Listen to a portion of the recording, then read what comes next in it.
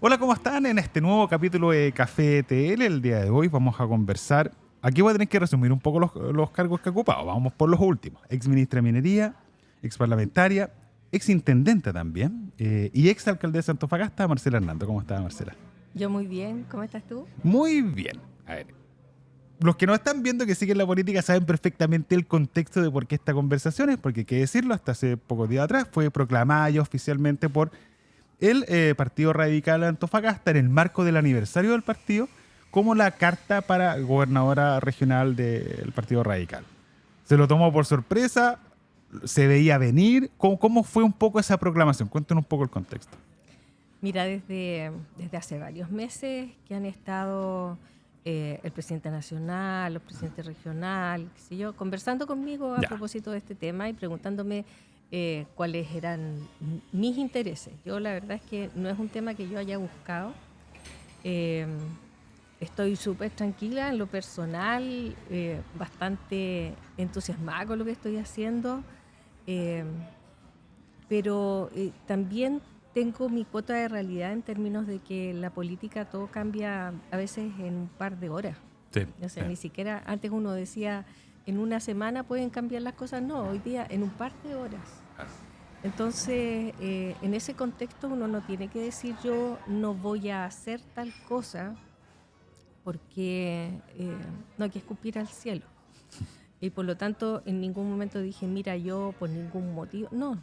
Ya. O sea, mi disposición en caso de que sea necesario. Así lo he planteado todos estos meses. Pero finalmente, y fue bien breve así la intervención del concejal Ignacio Pozo en ese día en que estábamos celebrando, conmemorando un tema que ocurre normalmente en diciembre, pero a propósito de la Pascua, qué sé yo, se estila en el regional Antofagasta que la celebración se hace en enero, Ya. ¿ya? Del cumpleaños del partido. Y en ese contexto aparece Ignacio diciendo que ellos no están contentos con la situación actual y que quieren tener y presentar candidatos, qué sé yo, y que él quiere proclamar y que yo sea la candidata. En ese contexto yo no me puedo negar a algo que me está pidiendo el partido, pero sí no a cualquier precio. Yo creo que lo más importante en este minuto es la unidad de la coalición. Y estoy absolutamente de acuerdo con lo que han dicho todos los presidentes de los partidos en términos de llevar candidaturas únicas y de tener sus acuerdos para todas las elecciones que se vienen de aquí en adelante. Por otro lado, tengo la experiencia de años y de haber participado en más de una primaria.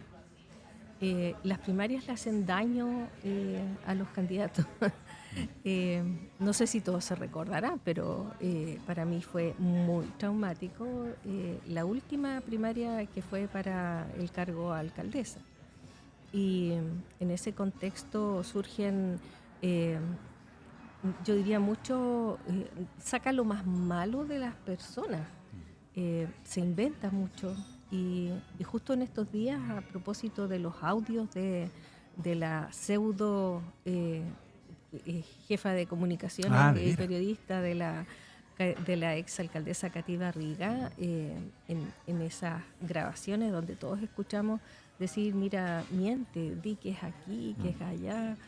Entiendo que uno de los concejales a los que le levantaron algunas de esas calumnias, pues son calumnias, terminó separándose y perdiendo su familia. Entonces, los costos personales son muy grandes. Y en esa época estaba vivo mi padre y mi suegra. Y sufrían ellos, sufrían mis hijos. Entonces, yo creo que no a primarias. Y eso yo lo dije. O sea, si podemos lograr un acuerdo como coalición para llevar candidato único y estiman que yo soy la mejor candidata, yo estoy disponible para eso. Si es que no es primarias, ¿hay otras alternativas también a las que se puede abrir? Por ejemplo, encuestas u otras fórmulas que no necesariamente sean la primaria, o que se llegue a un acuerdo por parte de los partidos políticos. Yo preferiría el acuerdo entre los partidos políticos. Ya. y ojalá empezáramos a hacer política en serio.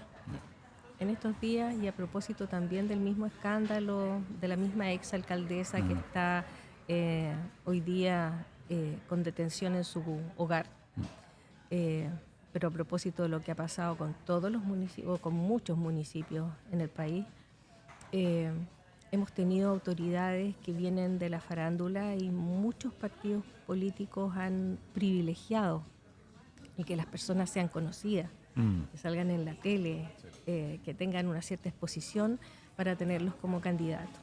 Y yo creo que así como esto es un péndulo que va de lado a lado, ojalá vengamos de vuelta y empecemos a hacer política en serio.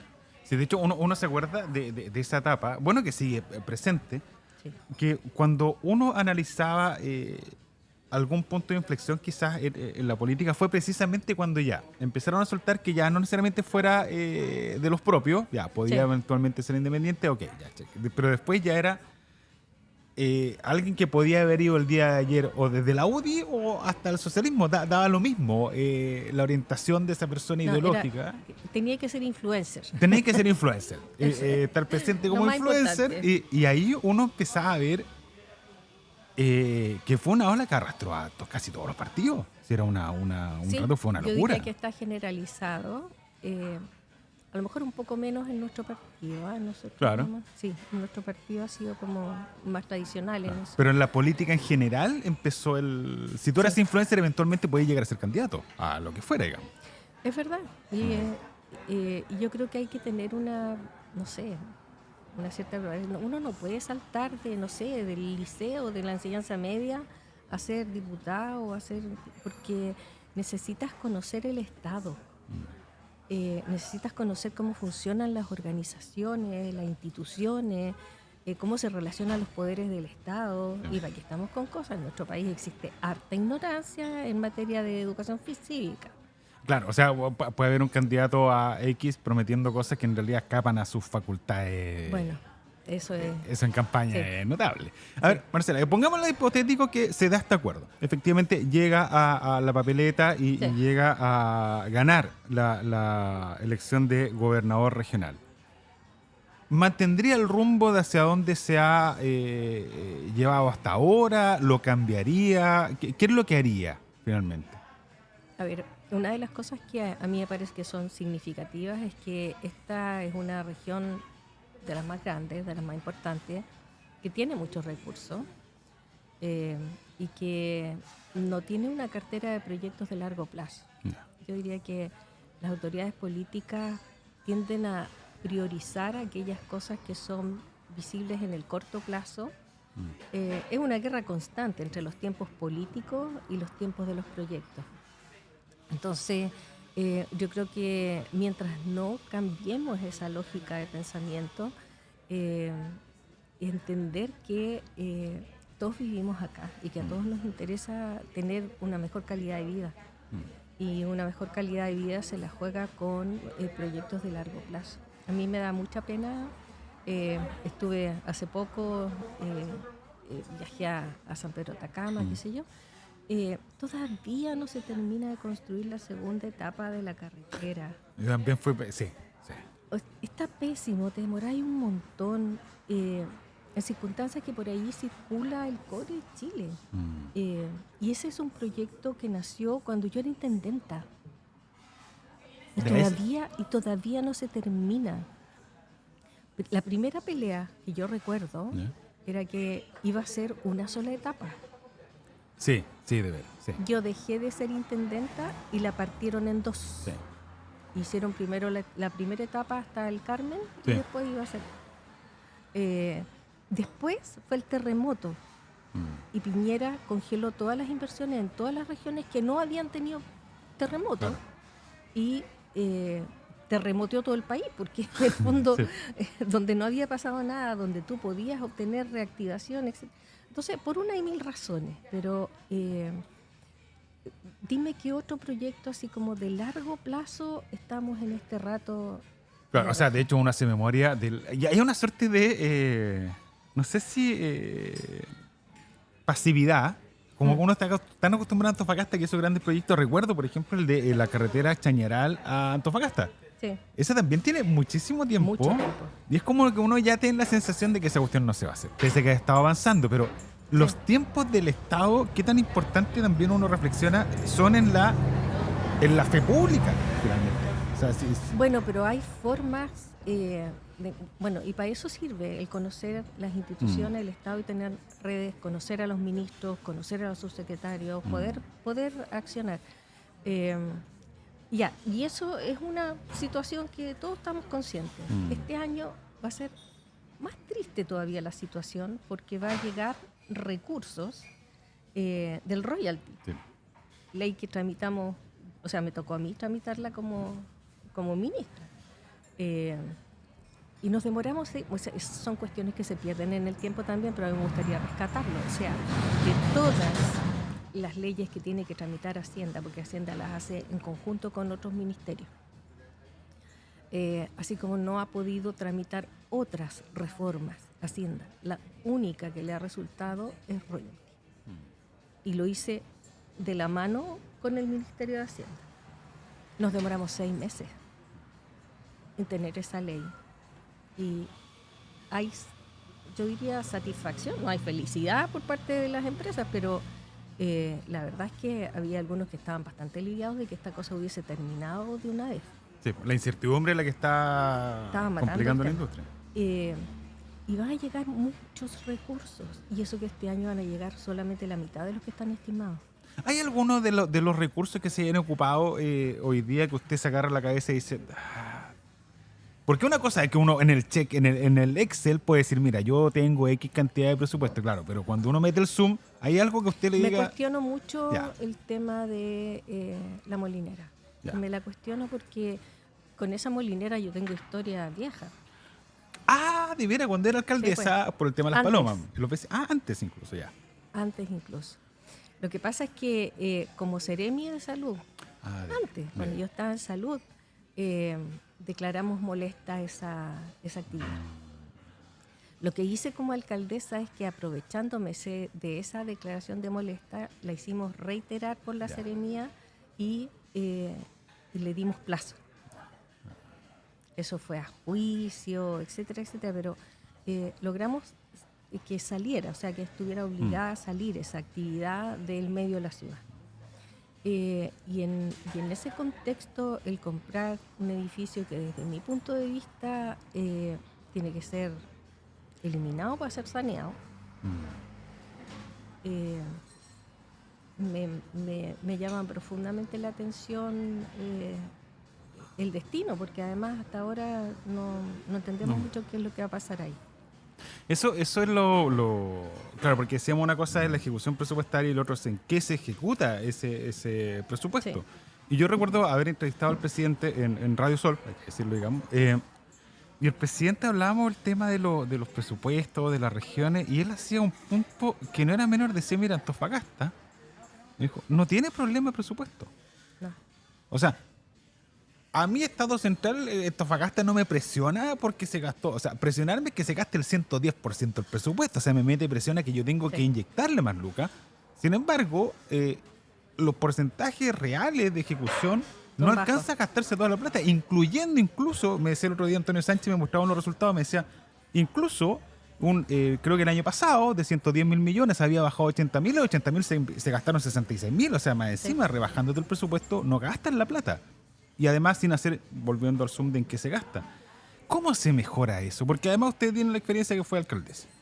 Entonces sabe las debilidades y fortalezas que tienen los municipios para hacer proyectos. Yo me acuerdo que escuché también en su momento a la gobernación criticar a los Ceremi de por qué ellos tampoco ejecutaban el presupuesto. A ver, ¿cuál es el problema estructural con los presupuestos? ¿Cómo se puede arreglar esa cuestión? Con presentar el proyecto me refiero. Yo creo que tiene que ver con los compromisos de todas las autoridades. Aquí tiene que haber un trabajo conjunto. Yo me acuerdo que hicimos un ejercicio cuando yo recién había asumido como intendenta. Y el ejercicio fue el siguiente. En ese tiempo existía una estrategia de desarrollo regional que tenía 5 ejes. Y uno de esos 5 ejes era, por ponerte un ejemplo, era fomento a la industria, a las MIPYMES, etc. Cuando uno miraba la inversión, cómo se había ejecutado, a los temas de fomento se le dedicaba el 2%. Que al final lo que hacen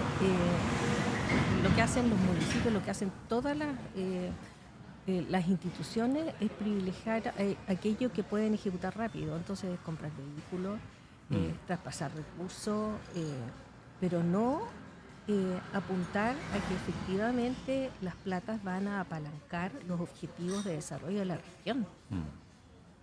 Entonces, ahí se necesita un trabajo conversado y de equipo primero del gobernador con los alcaldes y de los alcaldes metidos en la gestión de los proyectos. No puede ser que no sepan cómo van y se dejan muy a la libre. O sea, existen inspectores técnicos de obra que van como fiscalizando antes de pagar los estados de pago, qué sé yo, pero ahí existe mucha relajación. Ay, ya vamos a entrar de lleno a los municipios, aprovechando la experiencia como alcaldesa de Antofagasta. Todavía en el marco de gobernación regional, ¿usted ya tiene vista más o menos quiénes podrían conformar su equipo? ¿Cuál sería el perfil de las personas que a usted le gustaría que lo acompañaran en caso de ganar la gobernación regional? Oye, hace como 3 días que estoy haciéndome el idea. No, pero tiene un nombre. Si a mí me dicen, yo armo un equipo de fútbol, yo tengo el armador, bueno, ¿a quién podría colocar? Mira, yo conozco mucha gente que son tremendos profesionales en algunas cosas. Yo creo que hay puestos que son claves y tiene que ser gente a la que le interese el tema. Pues si tú me preguntas a mí, hoy día se necesita urgente invertir en educación en el país entero, pero en la región. Ese fue uno de los énfasis que nosotros pusimos cuando estábamos en la municipalidad. Yo recuerdo que una de las cosas que a mí me llamaba profundamente la atención era cómo decíamos capacitemos a los chiquillos para que salgan de cuarto medio y aunque no puedan entrar a la universidad, puedan trabajar. Entonces eso significaba, vamos a hacer lo posible para que todos salgan con su licencia de conducir. Claro. O sea, ¿qué más fácil para una municipalidad? Sí. Que tiene todas las herramientas para que los chiquillos salgan del colegio con su licencia de conducir. Ojalá con licencia de conducir para maquinaria pesada, que también lo podíamos hacer. En una caminata que tuvimos una vez me encontré con un muchacho tercero, cuarto medio y no tenía los dientes frontales. Entonces dije, bueno, capaz que este cabro yo logre que tenga buenas notas, que haga su curso de maquinaria pesada, pero si no tiene dientes, ¿quién le va a dar pega? Sí. Hicimos un programa especial de rehabilitación dental para alumnos de tercero y cuarto medio. Le pusimos mucho énfasis a los temas de educación. Y cuando tú miras hoy día, los chiquillos se quejan de que los techos están malos, de que tienen los vidrios quebrados, de que los baños son insalubres. O sea, por favor. Y hay algunos municipios que se gastan la plata, no sé, pues en cosas suntuarias. Eso como da pena. Entonces cuando tú me dices, ¿a quién pondría? Yo pondría de encargado de los temas educacionales a alguien que ame a los jóvenes y que crea que invirtiendo en ellos vas a hacer un cambio. ¿Nombre? No, ¿En algún... o sea, no sea. Ya. Mucho eso. Ahora, respecto a cómo debiera ser enfrentarse desde la gobernación regional la relación o desde el gobierno regional la relación con las empresas mineras. Porque acá me encima cruza su experiencia de ex ministra de Minería. ¿Cómo se puede sacar más provecho, en el buen sentido, buen provecho en función de la región, digamos? ¿Va bien hasta ahora? ¿Se tiene que cambiar el foco? ¿Cómo tiene que, obviamente, un gobierno regional relacionarse con la empresa minera? Mira, tiene que haber diálogo. Y cuando uno hace diálogo, tiene que estar... O sea, ¿tú sabes lo que significa dialogar? Es cambiar entre dos. Claro. ¿Ya? Y tú tienes que estar dispuesto a escuchar. Y en ese contexto, el diálogo puede avanzar. Mira, ustedes recordarán, no sé, no es algo de la región, pero se supo a nivel de todo el país. Ustedes recordarán el socavón le llamaron, de la tercera región, Sí. mientras yo era ministra de Minería. Sí. Y logramos salir adelante con todas las empresas, incluso algunas que no estaban comprometidas ahí, que fueron capaces de entender cómo ellas podían colaborar y también ser parte de un clúster para la solución del problema. Y dime hoy día quién habla del socavón de la tercera región. Claro. No, Tema así es. solucionado. Tema solucionado. Acá hay desde la industria, o sea, mirando la industria de la minería, ¿está cuajado la relación con lo público? Porque uno a veces habla con privados y te dicen, mira, nosotros tenemos todo este paquete de ideas, pero finalmente con quién nosotros, la contraparte para saber cómo llevamos esto adelante, es lo público, y en lo público encontramos poca claridad a nivel regional. Yo creo que es lamentable. Al final, las empresas terminan entendiéndose en el nivel central. Y yo creo que eso tiene que cambiar. O el nivel regional tiene que tener tanta incidencia y llegada con los respectivos ministerios, que sea la voluntad regional y la mejor conveniencia para la región la que finalmente prime en los, entre comillas, acuerdos. Ahora, metiéndonos un poco, de hecho lo voy a dar tiempo porque también se toma el café porque hay con preguntas muy Me cortas. está enfriando. Vamos un poco a lo que fue, cómo observa usted esta idea de efectivamente de candidato de consenso, pero saquemos la gobernación regional, que ya hemos conversado, sino que por ejemplo la municipal de Antofagasta. ¿Usted qué figura ve hoy día más potente dentro de su sector, digamos, para ir a competir la municipal de Antofagasta bajo la misma lógica que hemos conversado, que sea una figura de consenso y que sea la más fuerte del sector para ir a, y que vayan todos unidos? Mira, se mencionan mucho, Sí. mucho, pero también uno tiene que despejar, hay que ser práctico también, porque de repente aparecen algunos nombres que están impedidos legalmente de ir. O sea, claro, están impedidos porque no renunciaron a tiempo, porque tenían que, bueno, etcétera. Dicho eso, de los que se mencionan hoy día y que podrían ser candidatos, yo creo que el trabajo que ha hecho Pablo Iriarte previamente y que además quedó bastante bien posicionado, porque ustedes recordarán que quedó tercero. Tercero, pero por cuestión de par de votos de segundo lugar. Muy poquitos votos, pero el que quedó segundo, que era Sebastián Videla, el que hoy día es diputado, está impedido legalmente de ser, por lo tanto tampoco hay que pensar en que Sebastián pudiera postular.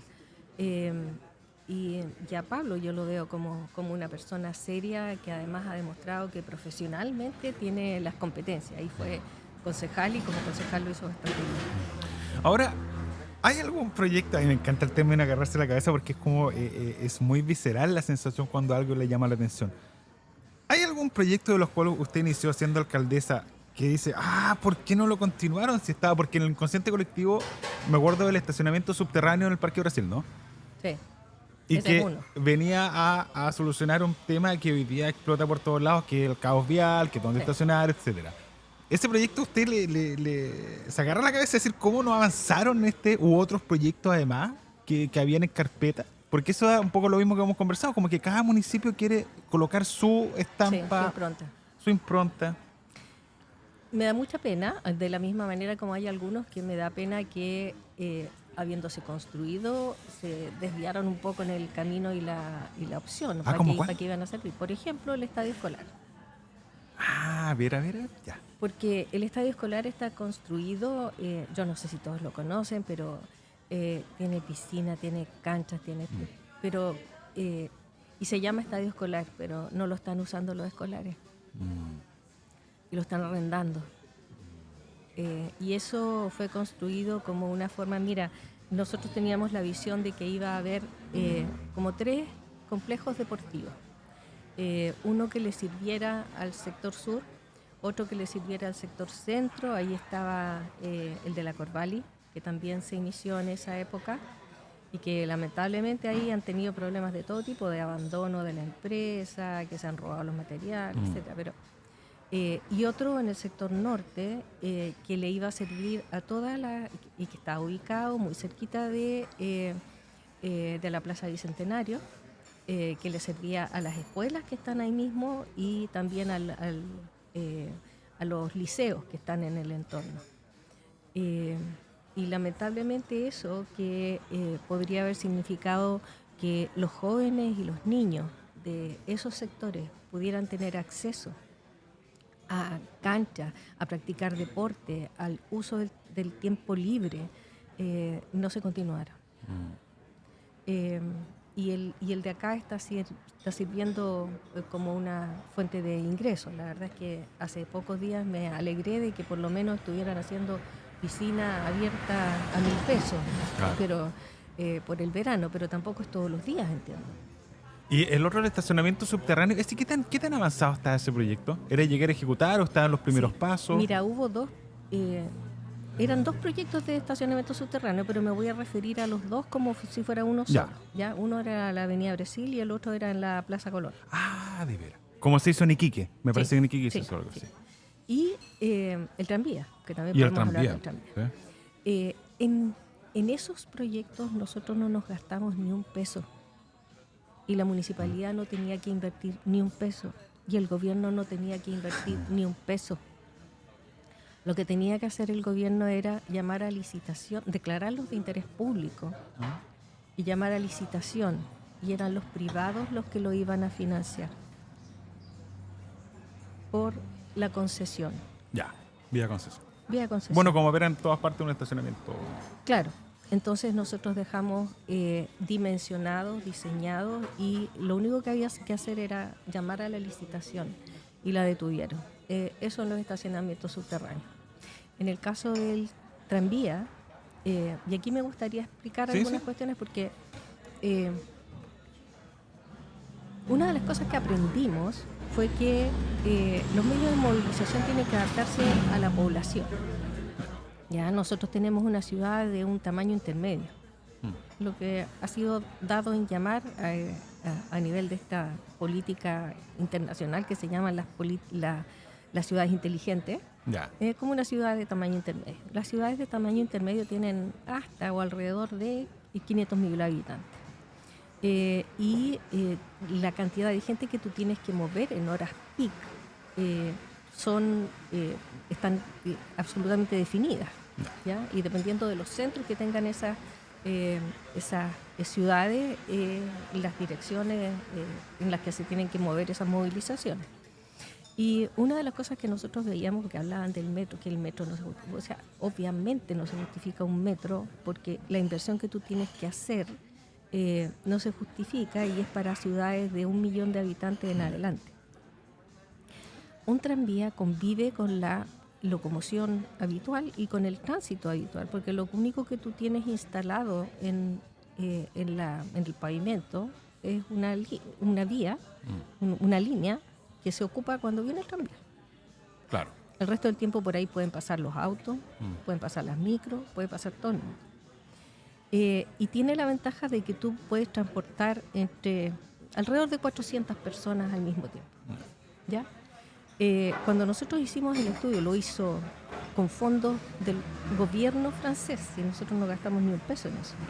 Lo que yo conseguí fue una donación del gobierno francés, del Ministerio de Economía, de 1 millón de euros en la época, y el estudio demostró que nosotros necesitábamos mover, primero, que la gente que se movía en las horas peak estaban concentradas en el centro alto de la ciudad, tipo Bonilla, digamos, y que de allí eran en hora peak alrededor de entre 9.000 y 10.000 personas las que necesitábamos mover en una hora para llevarlas lamentablemente al centro, porque esta es una ciudad que a pesar de que crece a lo largo, continúa siendo unicéntrica. El 80% de los viajes van al centro, o se originan allí hacia la periferia. Y tú no mueves a 9.000 personas en micros llevándotelas de a 40. Tampoco las mueves en carritos de teleférico donde caben 10. ¿Cada cuántos segundos tienes que poner un carrito para desalojar en una hora a 9.000? No da. No da por ninguna parte. Un tranvía te transporta de a 400 personas en cada viaje. Por lo tanto, a 9.000 las desalojabas en una hora. Ese tipo de cosas son desconocidas para la ciudadanía. Entonces, ¿Y se con quedan qué con los portazo se titulares. encontró el proyecto? Yo diría que políticos. Político. Porque, mira, desde el punto de vista financiero, eh, el estudio quedó hecho a nivel de prediseño. Había que tomarlo y licitarlo, lo mismo que los estacionamientos subterráneos. Entonces, suponte tú que tú, Jorge Ortiz, te lo adjudicabas. Lo que le interesaba al gobierno francés y la inversión que hacía en esto y por qué daba ese millón por qué ellos participaban después en la licitación. Se lo podías adjudicar tú, se lo podían adjudicar los japoneses o se lo podían adjudicar los franceses. Si se lo adjudicaban los franceses, iba a ser una empresa francesa y por lo tanto ellos se daban por satisfechos y la cuestión seguía adelante. Si se lo adjudicaban los japoneses tenían que pagarle a la empresa francesa lo que había gastado. Ya. O sea, no había pérdida para efectos prácticos del gobierno francés porque de alguna forma La recuperaba. recupera ya. Lo recuperaba, ya fuera a través de que iba a tener una inversión de una empresa acá, Claro. o ya sea a través de el otro tema. Y si hubiese sido tú tendrías que habérselo Pagado, a los franceses. Y por lo tanto había que declararlo de interés público y haberlo licitado. Si se lo hubiese adjudicado a alguien, ese lo construía y seguía adelante. Si usted fuera gobernadora, ¿es un proyecto que usted reimpulsaría, el del Bueno, metro urbano? el gobierno está mirando el tema de los tranvías. Yo este es un tema que lo conversé con el ministro actual de Transporte, lo conversé con todos los ministros previamente. Pero ellos miran a los lugares donde es más rentable políticamente en primera instancia. Entonces son las ciudades más grandes. Entonces están pensando en tranvías en Santiago, en Valparaíso. Bueno, es un poco injusto cuando se habla de una lógica de trenes para Chile, que en realidad es como trenes para Chile hasta La Serena. Sí, pero nosotros necesitamos uno por lo menos hasta el aeropuerto. Por lo menos hasta el Uno aeropuerto, claro. Claro. Ahora, El otro día inauguraron un tren rápido a Curicó. Yo decía, ¿te imaginas un tren rápido a Calama? claro. Ahora, cuando me plantea que esto enfrentó con un problema político, es entonces porque el interés privado, al menos en ese momento, estaba. O sea, había un interés del privado, efectivamente. Para el De privado inversión. era Sí. rentable, daban las cifras, daba la Sí. cantidad de gente. Sí, ¿Y no le gustaría reimpulsarlo? podría ¿Por ser. qué? Podría ser. Porque si las cifras dan. Ahora, Hay que actualizarlo todo. claro, no, actualizando todo y en base a esta nueva lógica. Hay que Ahora, actualizarlo todo y yo no sé si el gobierno francés va a querer de nuevo claro. entregar plata gratis. Pero ahora hay otro debate que se va a venir, que es el uso de suelo de la remediación de patio y ferrocarril. Que eso yo creo que la gente no lo dimensiona, pero es una cantidad de hectáreas que yo creo que vamos a ser la única comuna que puede repensar el centro de la ciudad sí. en Chile. No sé si hay otro ejercicio similar. Me cuesta similar y otro ejercicio similar en otra comuna que vaya a tener tanta cantidad de hectáreas disponibles, que hay una Sí. conversación que tiene que ver entre el privado y el Estado, o falta, digamos, pero va a avanzar hacia allá. ¿Cómo debiera pensarse esa reconfiguración del centro urbano? Mira, el 50% en su tiempo, en el momento que miré este tema, que fue hace rato, el 50% de los terrenos, entre comillas, disponibles o libres en la ciudad eran concesiones al ferrocarril. ¿Ya? Y en ese tiempo se impulsó desde el gobierno central una política que se llamó las ciudades modelo, no sé si te acuerdas de eso, sí. que eran 4. Sí.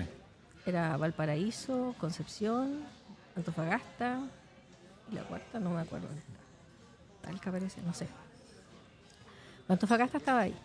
Se contrató a un arquitecto que es muy prestigioso, que vive en Inglaterra, pero es chileno. Y él desde el ferrocarril desarrolló un estudio y una propuesta de ciudad modelo. Yo era alcaldesa en esa época. Estaba de presidente Piñera y la subsecretaria de Transporte era la ministra Hut. Ya. No sé por qué las ciudades modelo estaban en transporte, pero ahí estaban. Y en esa pasada, digamos, cuando llegaron a entregarnos esta propuesta de desarrollo de ciudad, yo sentí que había intereses, conflictos de interés, porque finalmente ¿quién se privilegiaba con ese desarrollo inmobiliario que está en torno a los terrenos del ferrocarril, donde se van a construir las avenidas, donde se van a construir los pasos, etcétera? Son precisamente los lugares donde la plusvalía va a aumentar. Y a mí me parecía que ahí ya había un conflicto de interés, y yo revisaría eso. Ahora, hay otro tema que afecta a la ciudad, que uno cuando lo habla con expertos medioambientales y de distintos bandos, dicen, mira, esto, para hablarlo seriamente, si se iniciara bien ahora, va a tomar 13, 12, 13, 15 años solucionarla. Antes es irreal la solución. Hablamos del ex vertedero de Antofagasta. ¿Por qué no se ha podido cerrar esa herida en la ciudad de Punta Negro? ¿Qué es lo que es efectivamente tan complejo? ¿Es muy complejo? ¿Falta convicción política o también falta un poco de realismo desde lo práctico, decir, sabéis que esta solución es a largo plazo? Porque todavía no está ni siquiera ingresado el plan de remediación. Recordemos que Karen Rojo inició uno, pero gente técnica que me comentaba que lo revisó, en realidad esa cuestión no tenía por dónde pasar, o sea, no eran 2 hojas, no era más que eso. ¿Cómo se ha abordado el tema? ¿Qué es lo que nos falta entender respecto al vertedero? ¿Es algo que efectivamente puede tomar 10, 12, 15 años en solucionarse? Mira, como se usa hoy día, eso tiene varias aristas. Ya. Podemos conversarlas a propósito del vertedero, pero quisiera poner un ejemplo. Yo recuerdo cuando se iba a construir la Playa Paraíso. Sí. Aquí está al lado del líder y al lado de la municipalidad. Y ustedes recordarán, no sé, no creo, porque muchos de ustedes a lo mejor eran bebés cuando pasó lo del aluvión del año 91. Ah, claro. Se concentra, durante muchísimos años los ferrocarriles trasladaron el plomo y el zinc boliviano y sin tapa, sin carga, era al aire libre y se acopiaban los patios del ferrocarril ahí en el barrio Estación. Sí. Y eso obviamente provocaba una polución y había una contaminación del suelo y de esos patios, aparte de lo que podía hacer el viento. Súmale que para el aluvión el agua arrastró todo eso hacia la costa.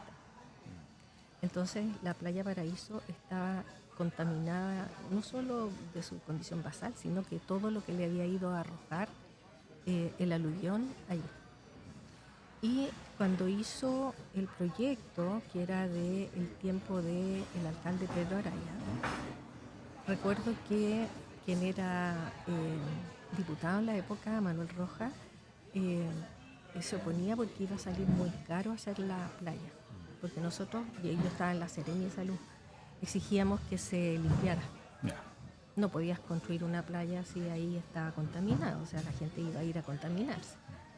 Entonces, él se oponía a que se construyera la playa porque iba a gastarse mucho. Entonces, yo recuerdo que desde Salud dijimos, mira, si quieres no construyes la playa, pero nosotros te vamos a exigir la descontaminación. Por lo tanto, el gasto tienes que hacerlo igual. Y bueno, se construyó la playa. Un poco lo mismo yo diría que tiene que pasar con el vertedero. Aquí tiene que haber una autoridad que diga que esto es contaminante y que exija que eso se remedie, independientemente que ahí se construya un parque, que se construyan viviendas, que se construya o que se deje pelado. Pero el tema de la descontaminación, yo diría que hay que exigirlo. Ahora estamos muy atrás respecto a ver, porque incluso hay que recordar que en la norte clases se han suspendido productos de este humo tóxico. Me hiciste acordar de la suspensión de las clases por las emanaciones de olores en el industrial, ¿te acuerdas? Ah, de veras también. Sí, pues había emanación de... Hemos tenido hartas cosas acá. Y en general es muy, muy complicado. A ver, ¿le gusta la figura de gobernador regional? No desde lo político, sino que desde los primero, de los atributos que tiene hoy día y segundo, de los que podría llegar a tener, ¿ves real que se vaya a concretar esta lógica de que se deja de lado a los intendentes y pasa más atribución al gobernador regional? ¿O políticamente lo ve que eso está yendo para otro lado? Mira, sigo siendo una mujer optimista a pesar de los años que tengo. Y en ese contexto yo creo que una de las cosas que he aprendido es que uno, donde esté, tiene que ubicarse respecto de las atribuciones y los poderes que tiene. Y de no tratar de invadir los espacios de otras autoridades que tienen otras competencias, sino más bien de trabajar con ellas. Entonces, ese es un tema político que lo tendrá que ver el Parlamento y que tiene que ver con algo que hoy día se habla mucho. Chile necesita una modificación legal respecto del sistema político que nos rige. Pero mientras eso no ocurra, uno tiene que trabajar con lo que tiene. Y eso implica trabajar en conjunto con las otras autoridades. Y aquí no tiene que haber diferencia. O sea, si el gobernador es de un sector público, de un sector ideológico, y el alcalde es de otro, no debería ser un impedimento para trabajar en conjunto. Yo recuerdo, a pesar de que con Carlos López, cuando era Alcalde de Sierra Gorda. alcalde de Sierra Gorda, tuvimos un par de desencuentros. En una oportunidad él me cerró los caminos. Yo era gerente de salud en esa época, claro, y él cortó los caminos y no me dejaba salir. Yeah. Pero a pesar de todo eso, los proyectos que se presentaron en esa época nosotros los financiamos. Y yo creo que si le preguntan a él, tendrá que recordar que como intendenta nosotros no miramos el sector político de los alcaldes de la época. Y por eso que tuve tan buenas relaciones con el alcalde María Elena, con el alcalde de Ollagua en su época, etc. ¿Y le gusta en general el gabinete regional o no? Tengo que reconocer que, bueno, obviamente a la delegada la conozco bien, conozco a algunos seremis, pero no conozco a todos los seremis. Eso es raro, eso antes no se daba. De hecho, a mí, soy periodista, que estamos todo el día, Yo creo que ha sido un centralismo que ha ido creciendo. O sea, es como que en algún momento logramos algo de descentralización y de protagonismo de las regiones y como que hubo un retroceso. A mí había un ex intendente que me decía una vez, mira, hay dos etapas en la vida de los seremis. Una cuando creen que el intendente es el que los mantiene y saca del cargo, y la segunda es cuando se dan cuenta que en realidad no es el intendente el que los mantiene y lo saca del cargo. O sea, ese es un punto de inflexión en los gabinetes. Además de la falta de protagonismo de algunos, que algo más o menos, no sé si es crítica, pero un dato más o menos objetivo. Si en este café, que nosotros nos encontramos en Café Darwin, digamos, le preguntáramos a la gente que nombrara 10 seremis, difícilmente nombraría 5. Algo no puede, o 3. A mí, que soy alguien informado, me costaría. De hecho, a mí igual, a mí me costaría. ¿Eso por qué ese fenómeno? ¿Es una falencia? ¿Es una fórmula que quizás algunos no logramos entender? ¿Solo nuevos tiempos?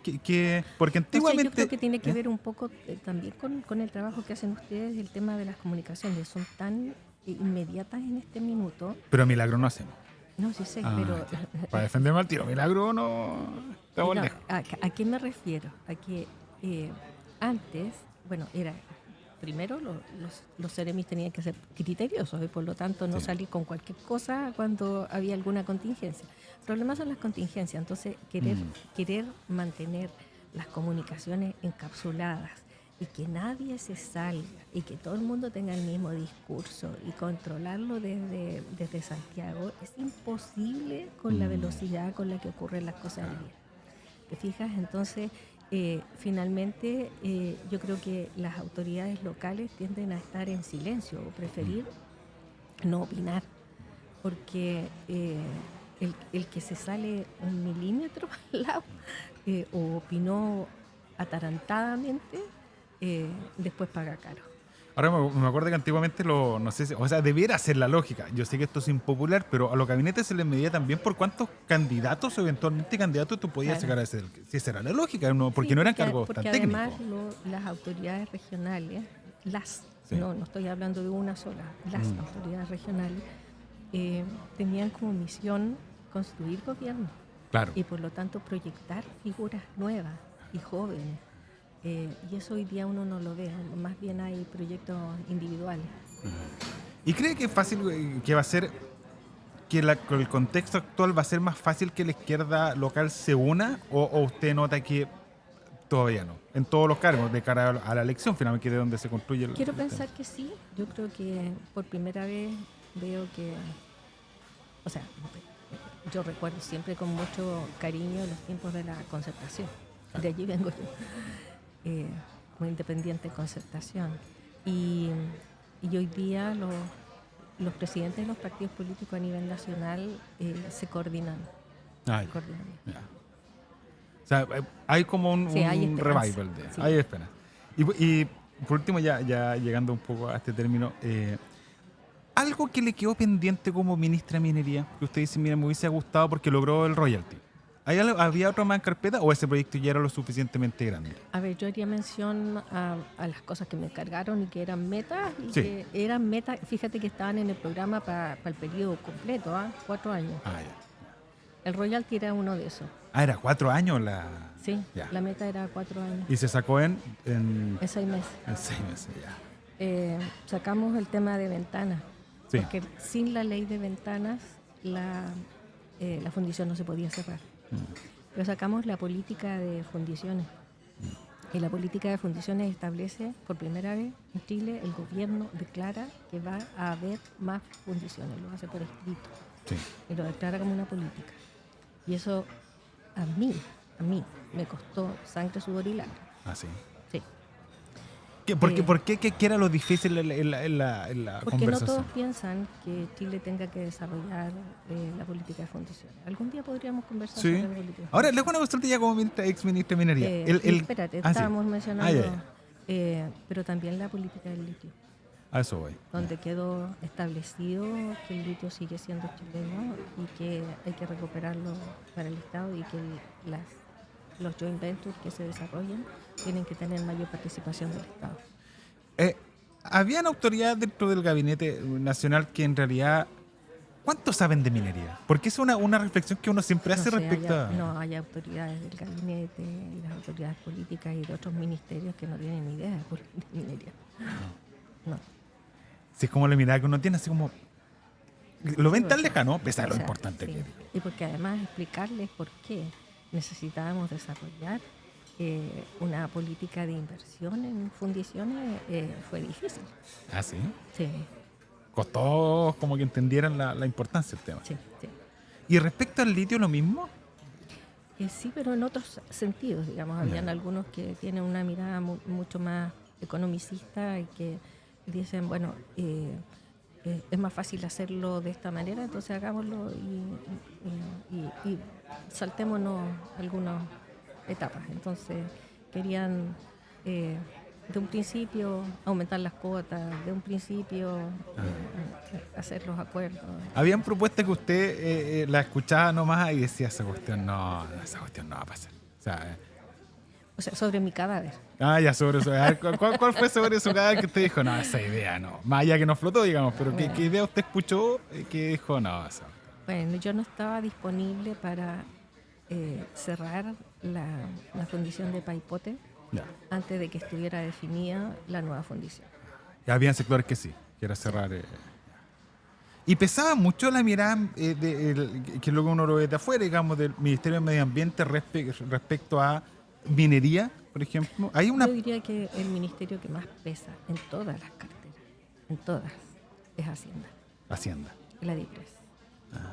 ¿Y con Hacienda cómo se lleva? Yo me llevaba bien, si para pelear se necesitan dos, ¿no? Ya. Y respecto al litio, porque siento que la O sea, gente no no... siempre teníamos las mismas visiones. pero- Acá. Ahora, con el tema de la estrategia del litio, ¿fue un buen acuerdo finalmente? Porque cuesta que la gente lo logre, cuesta que baje entender el tema. Sí, hay que explicarlo. Primero, un gobierno de 4 años tiene un tiempo.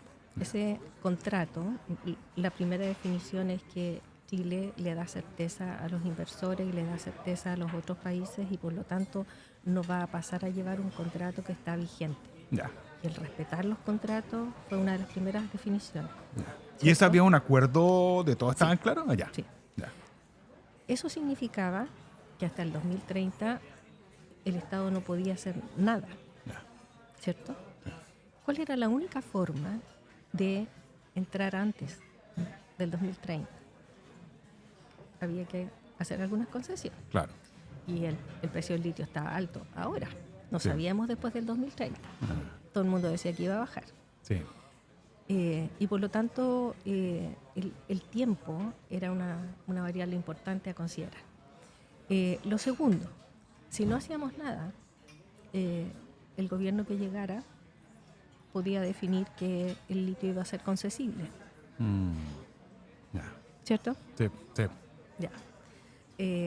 Y desde el punto de vista político también había que analizar que era posible que en este Parlamento, con la conformación actual, fuese posible implementar.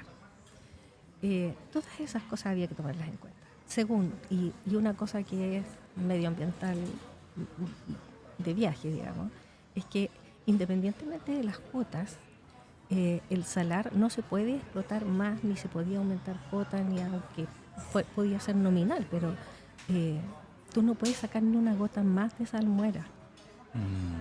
No está autorizado y por lo tanto, aunque le dieras cuotas, no podías sacarla. Entonces, por lo tanto, era necesario implementar una nueva tecnología que implique cualquier modalidad. Porque dijeron, a mí me trataron de ignorante 80.000 veces. ¿Ah, sí? Sí, porque tú puedes estudiar cómo reinyectar, pero no es llegar y sacar el agua y después reinyectarla al salar. Porque tú diluyes, donde reinyectas, diluyes. Ah, claro. Y lo estás alterando. Entonces, tecnológicamente es muy complicado. O hacer extracción directa sin que exista necesariamente una transformación o una extracción del agua y después devolver, etcétera. O sea, tecnológicamente había que implementar una, y eso no está maduro todavía. ¿Ya?